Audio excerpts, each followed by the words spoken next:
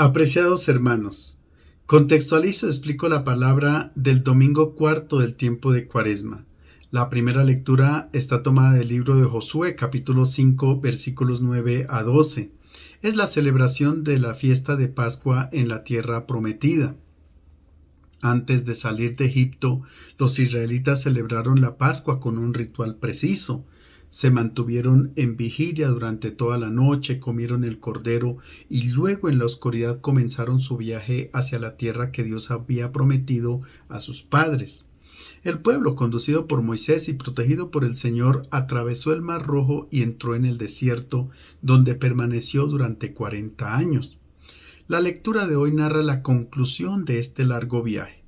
Después de mucho deambular, los israelitas cruzan el río Jordán y llegan a Gilgal, en los llanos de Jericó.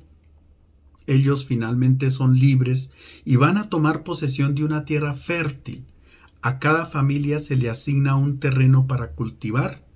Vivirán de la agricultura y la ganadería, ya no más de maná ni de los frutos pobres que ofrecía el desierto.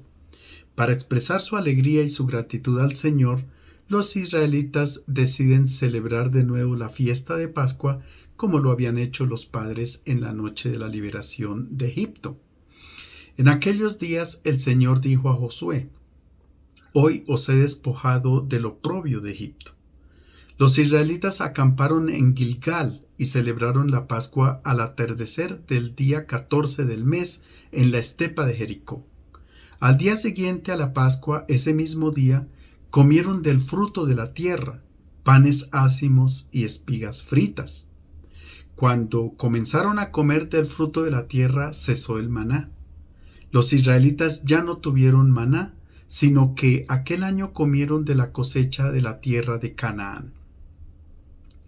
El ritual de la Pascua que celebran los israelitas en Gilgal no es solamente un recuerdo de la salida de Egipto, sino una demostración de que Dios ha cumplido todas las promesas hechas a los patriarcas. No los trajo al desierto para hacerlos perecer como pensaban algunos de ellos, sino que con esta acción Dios ha cancelado definitivamente la vergüenza de Egipto, es decir, la esclavitud. Ni el pecado ni la infidelidad lograron que Dios desistiera de su plan de salvación para con Israel. La liberación de la esclavitud, la travesía por el desierto y el ingreso a la tierra prometida son una imagen de toda la humanidad que peregrina en este mundo esperando la libertad definitiva. Como dice la primera carta a Timoteo, Dios quiere que todos los hombres sean salvos y que lleguen al conocimiento de la verdad. O también, como dice la carta a Tito, porque la gracia de Dios se ha manifestado trayendo salvación a todos los hombres.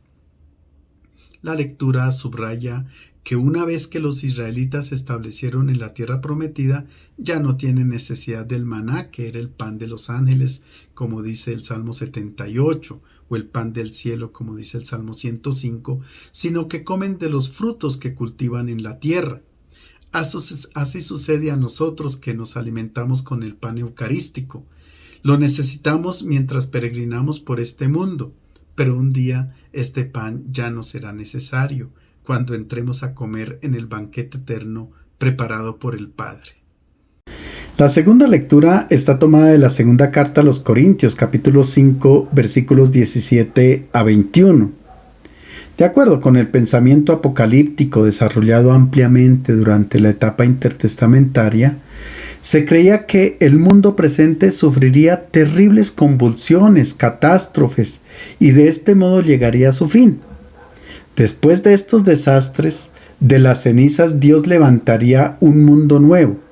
En nuestro texto, Pablo responde a los corintios que tenían esta expectativa y dice que ya no hay que esperar los trastornos del cosmos, las catástrofes, porque las cosas antiguas ya pasaron y con la resurrección de Cristo ha comenzado un mundo nuevo.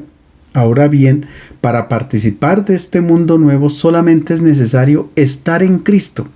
Y para explicar este prodigio operado por Dios, el apóstol recurre a la imagen de la reconciliación. Hermanos, el que es de Cristo es una criatura nueva. Lo antiguo ha pasado, lo nuevo ha comenzado. Todo esto viene de Dios, que por medio de Cristo nos reconcilió consigo y nos encargó el ministerio de la reconciliación. Es decir, Dios mismo estaba en Cristo reconciliando al mundo consigo sin pedirle cuentas de sus pecados, y a nosotros nos ha confiado la palabra de la reconciliación. Por eso nosotros actuamos como enviados de Cristo y es como si Dios mismo os exhortara por nuestro medio. En nombre de Cristo os pedimos que os reconciliéis con Dios. Al que no había pecado, Dios lo hizo expiación por nuestro pecado para que nosotros, unidos a Él, recibamos la justificación de Dios. El pecado no solamente es una transgresión a la ley, como pensaban muchos judíos, sino que es un desacuerdo, un estado de enemistad, una divergencia de opiniones e intenciones entre el hombre y Dios. Pero Dios toma la iniciativa para ofrecer una reconciliación incondicional al hombre. Él quiere siempre restablecer la armonía, no porque el ser humano se arrepienta, sino por iniciativa propia y libre. De acuerdo con lo que expone Pablo, por medio de Cristo, Dios ha reconciliado consigo mismo al mundo y por tanto ya no tiene en cuenta sus transgresiones. En este sentido, el apóstol Pablo escribe a los romanos: porque si cuando éramos enemigos fuimos reconciliados con Dios por la muerte de su Hijo, mucho más habiendo sido reconciliados seremos salvos por su vida. Ahora el apóstol dirige a los corintios una exhortación sincera. En nombre de Cristo os pedimos que os reconciliéis con Dios. Según el libro de los Hechos de los Apóstoles, entre Pablo y la comunidad de Corinto se produjo una ruptura dolorosa. Unos meses antes el apóstol ha sido gravemente ofendido e incluso expulsado. No fue una incomprensión banal. Pablo fue rechazado a causa del mensaje que anunciaba. A partir de entonces el apóstol toma la decisión de llevar su mensaje a los gentiles. Es por eso por lo que recuerda a los corintios: somos embajadores de Cristo y es como si Dios hablase por nosotros. Uno no puede reconciliarse con Dios si no está de acuerdo con su apóstol, sin aceptar el mensaje que anuncia. La reconciliación con Dios no se logra a través de ritos de purificación y prácticas ascéticas, sino a través de la adhesión a la palabra que se transmite por aquellos que actúan como embajadores de Dios. La Cuaresma es un tiempo privilegiado para esta escucha y es también un tiempo de evaluación, ya que es muy fácil rechazar, incluso de buena fe, a quien como Pablo se envía para anunciar la palabra del Señor. El Evangelio está tomado de San Lucas, capítulo 15, versículos 1 a 32, la parábola del Hijo Pródigo. Estamos ante la más hermosa parábola que nos trae los Evangelios y que es propia de Lucas. La parábola nos presenta tres personajes: el padre, el hijo mayor y el hijo menor. Y nosotros por lo general hemos puesto la atención en el hijo menor, tanto que le damos el título de parábola del hijo pródigo, porque él, después de malgastar su herencia, regresa a la casa del padre.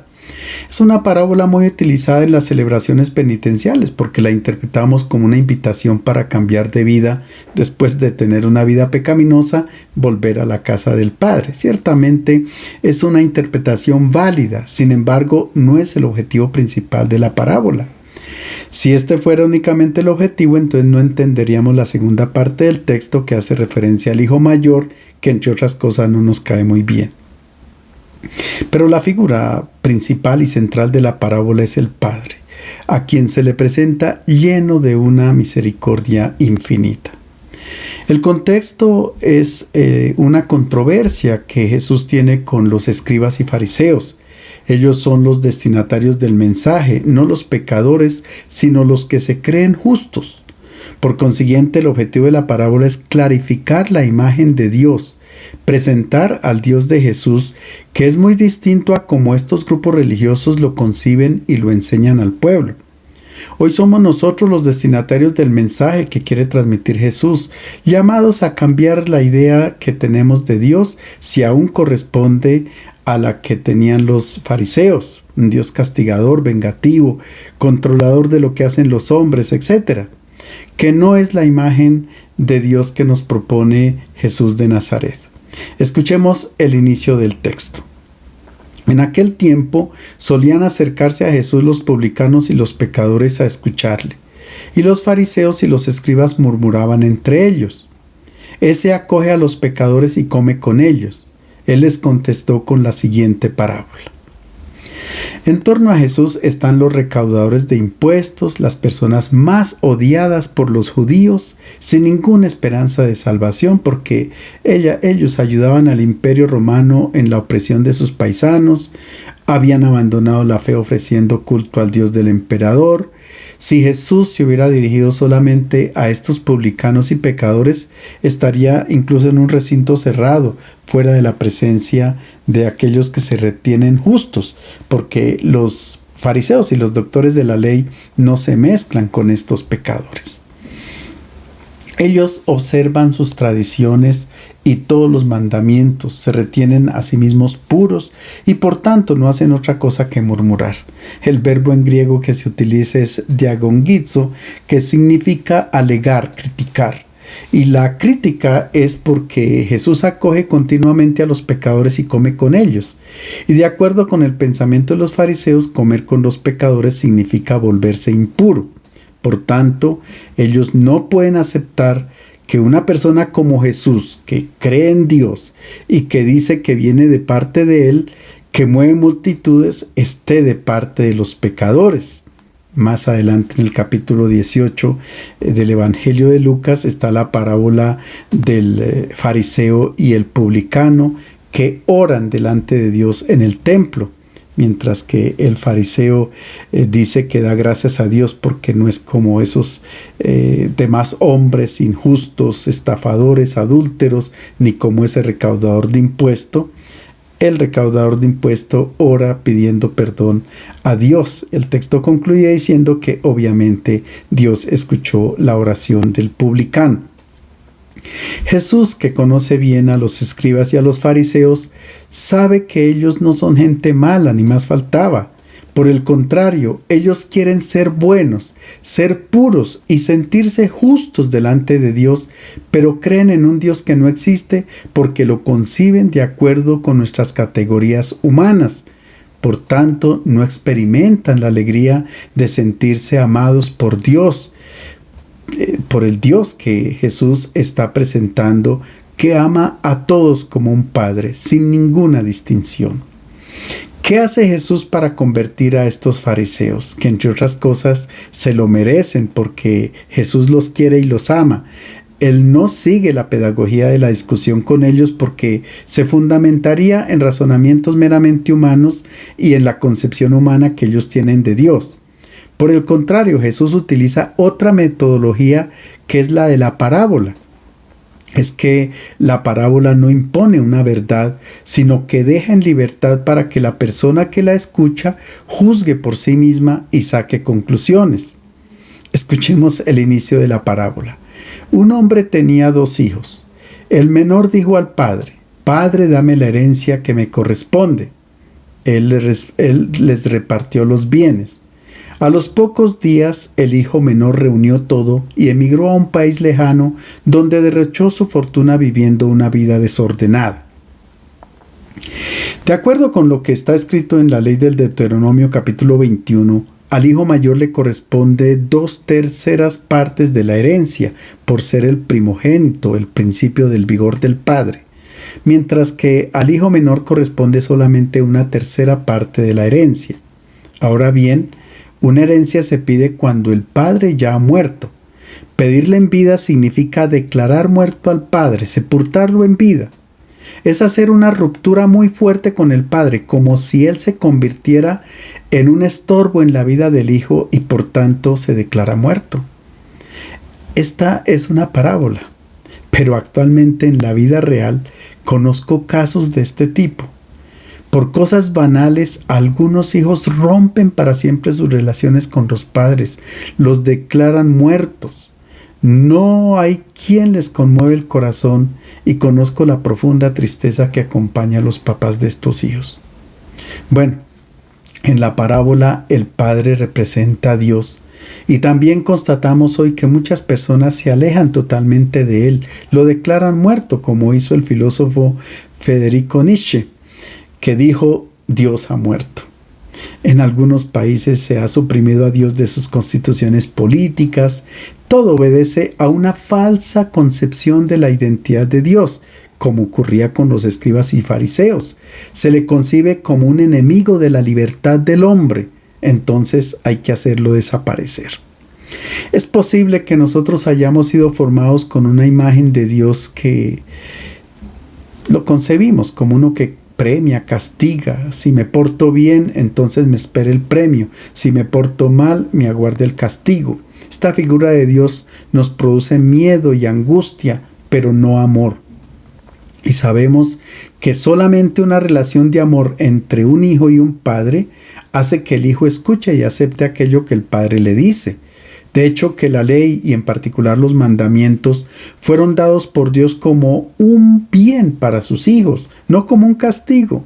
Es que cuando Dios pide no matar, y esto vale para las distintas formas que existen de quitarle la vida a otra persona, no nos lo pide para privarnos de la libertad, sino que es porque nos quiere humanos, hombres auténticos, no como bestias salvajes que atentan contra cualquier forma de vida. Si alguien roba o calumnia a otra persona, no es humano, sino que se convierte en un animal, y Dios quiere liberarnos de un instinto salvaje que emerge en nosotros. Él nos indica el camino de la vida, de la verdadera felicidad. Si nosotros lo amamos, entonces no solo lo seguimos, sino que nos asemejamos a Él. Notemos que Jesús nunca pidió que escuchemos al Padre, no se utiliza el verbo akouo con relación al Padre, sino que nos asemejemos al rostro del Padre. Ser misericordiosos como el Padre del cielo es misericordioso. Yo creo que la decisión que tomó el hijo menor de la parábola no fue espontánea, sino muy bien planeada y madurada. A lo mejor recibió el consejo de los que consideraba amigos, que pensaban que dejando la casa él podría ser feliz. Mucho cuidado con los consejos que recibimos también nosotros, sobre todo de los medios de comunicación, que hay que disfrutar la vida porque se pasa rápido, y para que no queden remordimientos hay que experimentar de todo. Y sobre todo quitar a Dios de nuestro camino, porque lo concebimos como un patrón y no como un padre. Por lo general pensamos que el hijo menor de la parábola es el malo, pero hay que esperar también para analizar cómo es que piensa el hijo mayor. Él también tiene una imagen incorrecta del padre. También lo considera como un patrón, como él mismo lo manifiesta. Obedece y no transgrede las órdenes. Continuemos la parábola. Cuando gastó todo, sobrevino una carestía grave en aquel país y empezó a pasar necesidad. Fue y se puso al servicio de un hacendado del país, el cual lo envió a sus campos a cuidar cerdos. Deseaba llenarse el estómago de las algarrobas que comían los cerdos, pero nadie se las daba. Entonces, recapacitando, pensó: ¿a cuántos jornaleros de mi padre les sobra el pan, mientras que yo me muero de hambre? Me pondré en camino a casa de mi padre y le diré: he pecado contra Dios y te he ofendido. Ya no merezco llamarme hijo tuyo. Trátame como a uno de tus jornaleros. Y se puso en camino a casa de su padre. Cuando llamamos buena vida al disfrute de todo lo que nos proporciona el dinero, esta buena vida se acaba muy rápido. Sencillamente porque el dinero es un ídolo efímero. El hijo menor puso toda su confianza en la herencia, en los bienes materiales, y aprovechando de que era joven, los acabó rápido. Es que en la vida todo es pasajero, efímero. Incluso la juventud pasa rápido. El aspecto corporal cambia velozmente. Se nos pone blanco el cabello, se cae.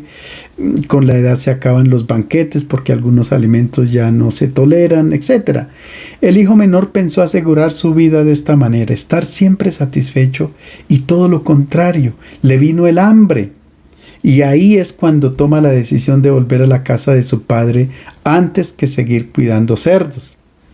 El joven de la parábola cae en el nivel más bajo. Quiere robarse la comida de los cerdos, es decir, se ubica a nivel de estos animales impuros, pero nadie le daba nada. La comparación del joven con los cerdos que tienen que recibir comida de alguien es significativa. El alimento lo ofrecen los humanos. El compartir es un acto humano. Si él restablece la comunión con su familia, puede recibir de nuevo el alimento. La situación infrahumana de este muchacho, su abandono, deja ver que ningún ser humano ayuda cuando se pone la confianza en los ídolos. Es decir, en una sociedad donde se adoran los ídolos existe la ley de sálvese quien pueda. Y si alguien ayuda a otro es por interés, a cambio de algo. Nada es gratuito. Solo en una comunidad donde se experimenta la presencia de Dios acontece el servicio gratuito como lo propone Jesús. Cuando los ídolos traicionan y desilusionan a este joven, es que él entra en sí mismo y comienza a razonar. Ahora sí se acuerda de su casa. Los jornaleros de su casa ganan bien, comen bien, están en mejores condiciones que él a pesar de ser siervos. Ahí es cuando toma la decisión de volver a casa. Notemos que él no está arrepentido por lo que hizo. En ningún momento se dice que él fue consciente de su equivocación. Lo que quiere es resolver el problema del hambre. Si alguien le hubiese ofrecido dinero, inmediatamente se hubiera olvidado nuevamente de su casa. Continuaría a confiar en los ídolos. Él no sintió nostalgia de su familia. No piensa en que debe regresar para ofrecer disculpas por su comportamiento. Este sería el arrepentimiento, pero no se dice que este sentimiento estuviera presente en el hijo menor de la parábola. Y esto es muy importante para entender el rostro del Padre. A él no le interesa si su hijo está arrepentido o no, si le pide perdón o no. Muchas veces pensamos que si no le pedimos perdón a Dios, entonces Él va acumulando nuestros pecados y tiene una evidencia para poder castigarnos. Esta concepción de Dios es la de los escribas y fariseos, pero no la del Dios que revela a Jesús. El rostro de Dios que presenta a Jesús de Nazaret es aquel que perdona siempre con un amor incondicional. Pero claro, esto es bastante difícil de entender. Notemos que el padre de la parábola tiene dos hijos y ninguno de los dos ha entendido realmente quién es el padre. Ahora en nuestro relato entra en escena este padre que es el personaje principal, es decir, el Dios de Jesús de Nazaret. Estaba aún distante cuando su padre lo divisó y se enterneció. Corriendo, se le echó al cuello y le besó. El hijo le dijo: Padre, he pecado contra Dios y te he ofendido, ya no merezco llamarme hijo tuyo. Pero el padre dijo a sus sirvientes: enseguida traigan el mejor vestido y vístanlo. Pónganle un anillo en el dedo y las sandalias en los pies. Traigan el ternero engordado y mátenlo. Celebremos un banquete, porque este hijo mío estaba muerto y ha revivido. Se había perdido y ha sido encontrado. Y empezaron la fiesta. El padre que nos presenta la parábola se identifica con el rostro de Dios. Él actúa de manera especial con 5 acciones. La primera acción es ver. El padre siempre ha tenido la mirada hacia el horizonte por donde su hijo se marchó. Continuamente lo ha estado esperando. Es una mirada de amor constante, muy distinta a la del Dios de los escribas y fariseos, que es una mirada controladora, pendiente de la ley para ver quién la transgrede o quién la cumple. La segunda acción es conmoverse. Se utiliza el verbo en griego esplagnisomai, que significa estremecer las vísceras, enternecer. En el Primer Testamento a Dios se le había presentado con Ani Rahum, yo soy amoroso, y Rehem es útero, es decir, es el amor de una madre por su hijo que lleva en su vientre. Es un verbo que hace referencia a Dios y a Jesús, pero aplicaría perfectamente para examinar la relación con nuestros hermanos, es decir, si tenemos la misma actitud que el padre de la parábola. La tercera acción es correr. Se aplica una acción propia de los esclavos, nunca de los señores. Las personas nobles o los reyes nunca tenían esta actitud. No se veía bien, de acuerdo con la cultura de la época. El padre de la parábola lo hace porque reacciona con la emoción de las vísceras, con el amor maternal, y no importa que puedas tropezar o caer. La cuarta acción es el abrazo. A veces lo traducimos así, pero en realidad el texto griego dice «Epepesen epiton trajelon autu», que quiere decir se le arrojó al cuello para enfatizar la emoción y el amor por él. La quinta acción es el beso, pero no es un beso de saludo, filein no, sino que el texto en griego utiliza el verbo katafilein, que significa besar continuamente y de manera intensa. Con estas acciones al padre de la parábola no le interesa escuchar nada de las palabras que el hijo había preparado. A él no le importa lo que su hijo haya hecho. El hijo menor había preparado un discurso que lo caracterizaba como un esclavo con respecto a su padre. Trátame como uno de tus jornaleros. Pero el padre lo interrumpe inmediatamente en su discurso porque no quiere escuchar este modo de relación. No quiere que su hijo se presente como un esclavo. Dios no quiere servidores de él, esclavos. Ese era el comportamiento de los dioses paganos con respecto a la humanidad. Pero en el caso de la religión de Israel, Dios se pone al servicio de los hombres, así como lo hace Jesús. Es un Dios que sirve y acoge a buenos y a malvados, a justos e ingratos. Y en los evangelios la palabra perdón se utiliza con relación a los hermanos. Nunca Jesús dice que tengamos que pedirle perdón a Dios, sino a los hermanos. Porque Dios perdona continuamente. Es más, se vale de ángeles, personas de carne y hueso, que nos ayudan a volver a Él. Y cuando esto sucede en el cielo, hay más alegría por un pecador que se convierte que por 99 justos que no necesitan de conversión. El padre de la parábola no acepta que su hijo se comporte como un esclavo, por tanto ordena que traigan el mejor vestido. Y sabemos que el vestido en la Biblia identifica a la persona, lo que ella es, su profesión. De este modo, el vestido del hijo menor lo hace semejante al padre. Lejos de ser un esclavo, se asemeja a su padre. Cuando nosotros en el bautismo recibimos la vestidura blanca, el color de Dios, estamos diciendo que nos asemejamos al Padre del cielo. Enseguida le coloca un anillo, que es como un sello que lo autentica como dueño de casa. Es decir, que puede disponer de todas las cosas que tiene el Padre. En tercer lugar, le pone sandalias en los pies. Es que los siervos o los esclavos andaban descalzos en aquella época. Por tanto, con esta acción, el padre quiere hacerle comprender a su hijo que siempre lo ha tratado como su hijo y no como un esclavo. Finalmente, prepara el banquete con el ternero más gordo, es decir, hace una fiesta. Y la razón de la fiesta es porque este hijo estaba muerto y ha vuelto a la vida, estaba perdido y se ha encontrado. Y es en este momento cuando entra en escena el hijo mayor, que no puede comprender el amor gratuito de su padre. El hijo mayor estaba en el campo. Cuando se acercaba a casa, oyó música y danzas, y llamó a uno de los sirvientes para informarse de lo que pasaba. Él le contestó: «Es que ha regresado tu hermano, y tu padre ha matado el ternero engordado porque lo ha recobrado sano y salvo». Irritado, se negaba a entrar.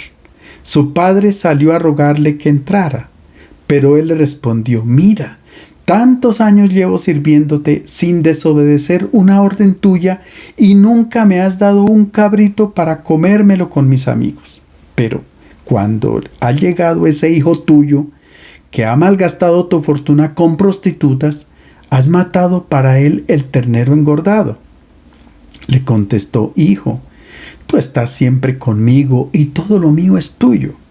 Había que hacer fiesta porque este hermano tuyo estaba muerto y ha revivido. se había perdido y ha sido encontrado.